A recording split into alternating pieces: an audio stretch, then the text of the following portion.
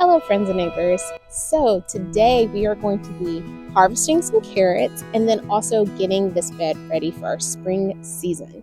So I planted these carrots in the fall. They did not do much over the winter, but then once the temperature started warming up and we passed our winter solstice and we were getting more sunshine, I feel like they've sized up pretty well, or at least I'm hoping. You never know with root crops. But I think they sized up pretty well, and I'm to the point now that I'm going to be ready to plant my summer squash in this bed here in the next couple of weeks. So I want to go ahead and add some soil amendments, top the soil up, and get this bed all ready for our spring season. So I think it's going to be a fun day in the garden. I hope you join me.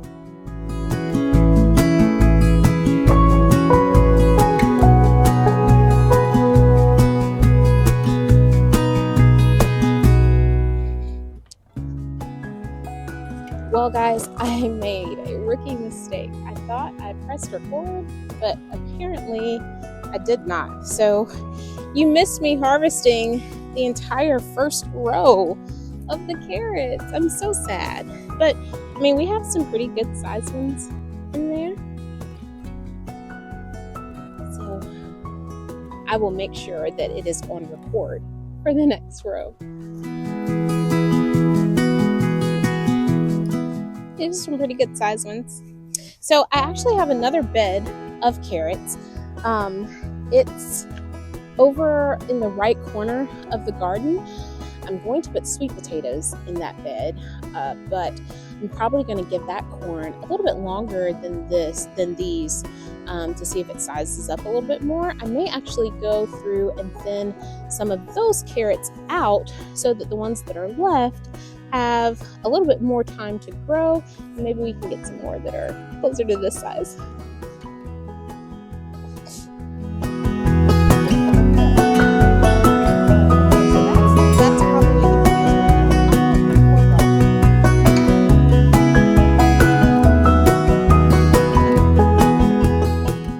What you see left in the bed is actually celery. And I'm not 100% sure what I want to do with this. I already have some more celery planted in the tomato bed.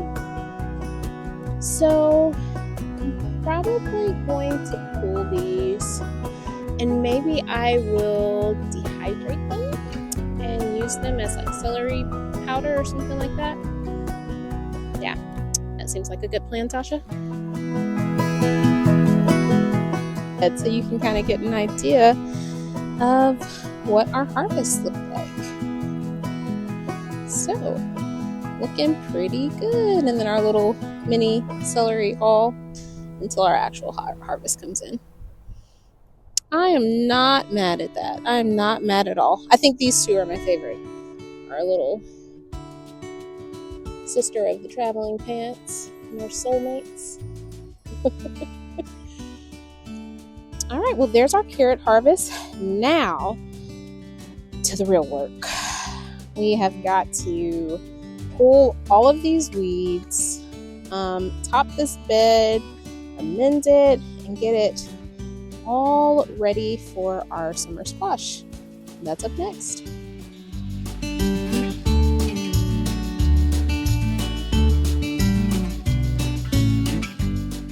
Next order of business is removing this drip,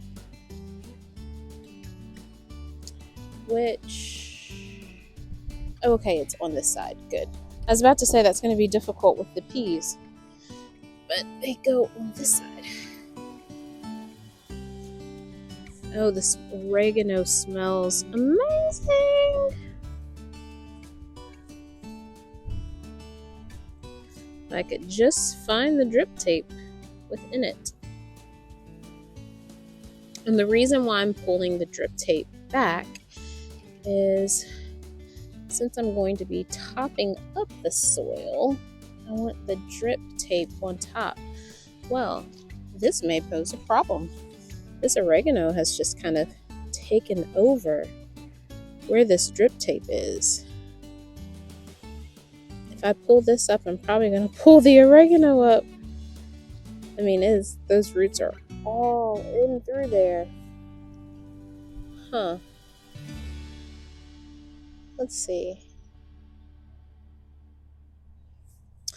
The oregano is already kind of low because the soil level has dropped.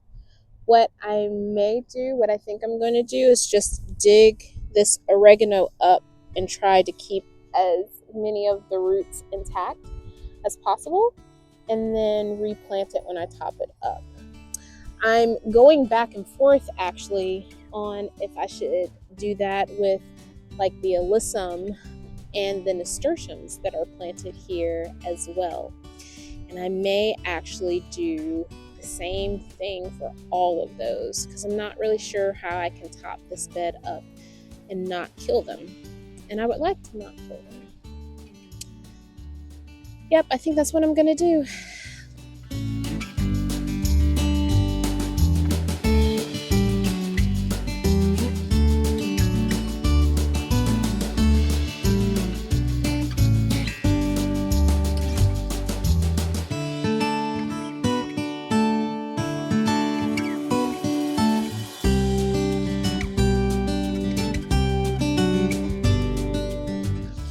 All right, now to top the bed up and add the amendments. So this is just a grow bag that I put the amendments I wanted to put in here. There are alfalfa pellets, there's fertilizer, I think there's a little bit of urea, there's some perlite. Honestly, I did it so long ago. Let's see, there's biochar, perlite, alfalfa pellets, organic granular fertilizer, and I think that's it. I think that's all that I put.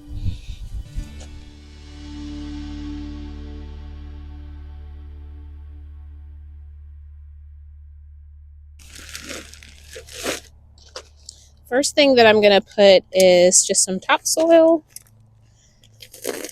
This I think is important because it has inorganic matter. You know, the organic matter that you put in your bed, it's really good, it's important. Feeds your plants, feeds the microbiology in the bed. But you do want some things in the soil to help provide the soil structure and that aren't going to necessarily break down over time. So your inorganic things like I think silt and sand and things like that would be included in those categories.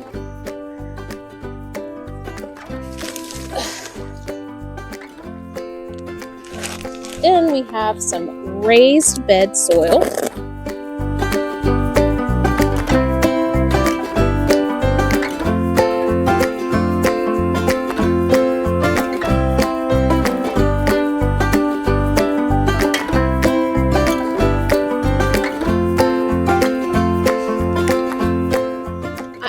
Thought that it would have some vermiculite in it. I actually think I'm going to go and get some vermiculite. I like to add a little bit of that to my beds. Most of them I've already added it to, but I don't think I've ever added it to this bed.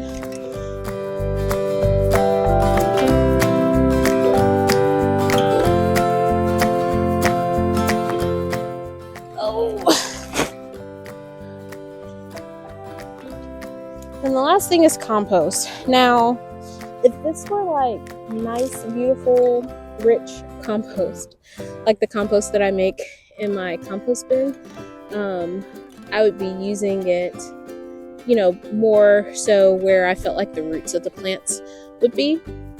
But you'll see when I open this bag that this compost, it has a good amount of woody elements to it. So I actually use it more as a mulch. It is compost, so it adds some nutrient value.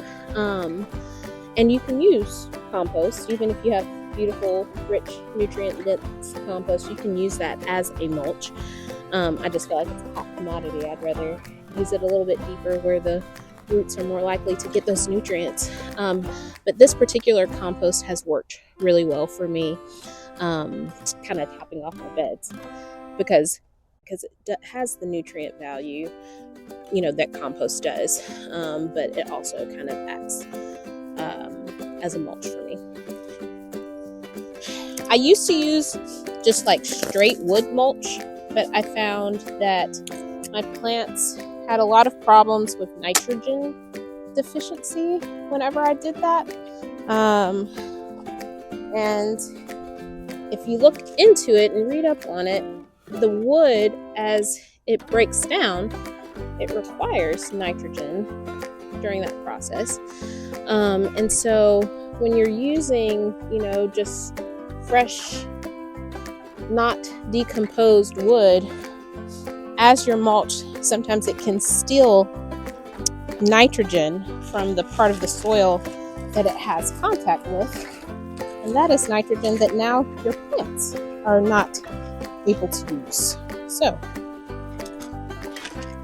I've kind of stopped doing that, and I've moved to using compost as mulch / soil / nutrition. It's a multifaceted product.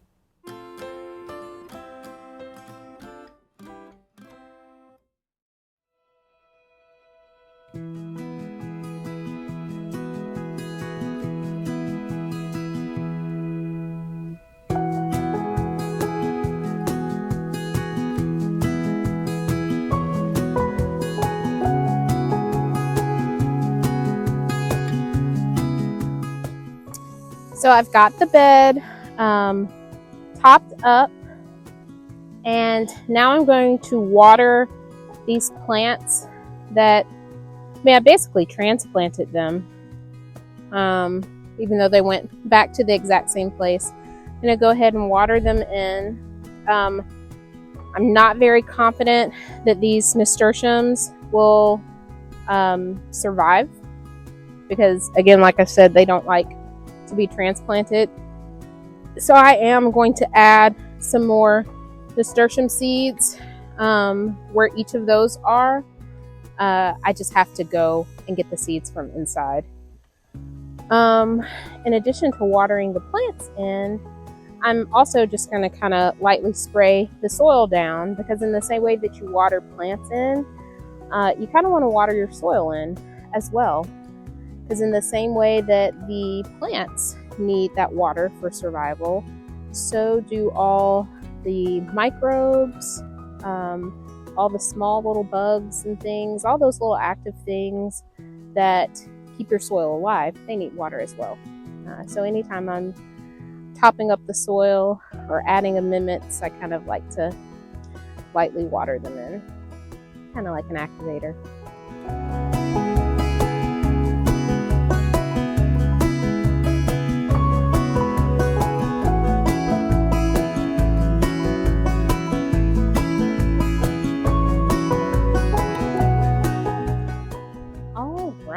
Well, that is really all that I have for you guys today.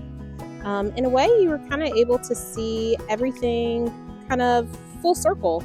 You were able to see the end product or the end goal in our carrot harvest, as well as the very beginning, which is getting your soil ready for planting. Well, that is all I have for you guys today. Thank you so much for hanging out in the garden with me.